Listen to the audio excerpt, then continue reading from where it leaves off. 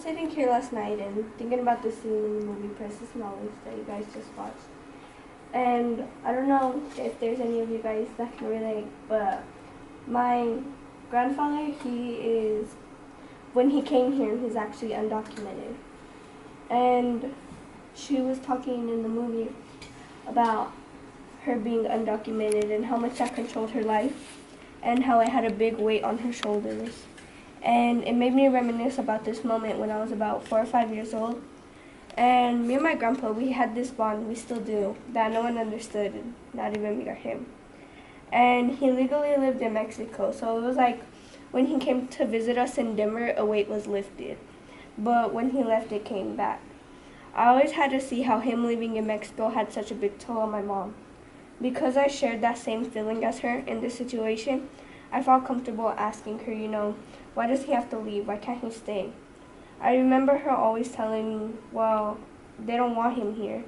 And I never really understood what she meant when she said that, except that Mexicans weren't wanted here. There was this time me and my family had been sitting in the living room at my grandma's house talking about the legal circumstances about his situation.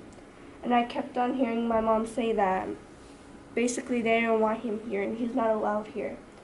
And me being so little, I just assumed, well, it must be him. He must have done something. Like, there's a reason they don't want him here. And I was putting other people's beliefs above my own. And as a result of that, I ended up saying that I hated Mexicans, my own culture. And I wasn't being true to myself. I was just going along with what other people said. But as I got older, I realized that there were so many pieces of the story that were missing. And I developed a deeper consciousness of our family's history, our identities, and the surroundings of my community. It was then that I realized it wasn't because of anything he had done that made them not want him here. It was because of how his cultural background was portrayed and the stereotypes white people in the government believed about him.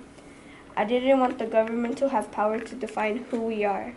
I know who we are. The world hasn't changed. There are still people who believe that Mexican Americans, like my grandfather and myself, shouldn't be here. But I don't let their beliefs influence how I see myself. I now know that I don't have to adopt the same beliefs as everyone. I have my own brain, and I can think for myself. I can be independent.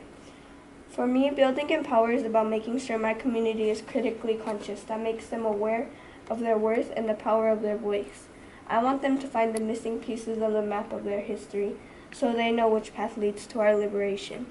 I want the quiet kid in the back to know his voice and opinion has meaning. I know my worth. I speak my truth. My voice will be heard. I won't settle for anything less. I'm a proud Mexican American, no matter who does and doesn't want me.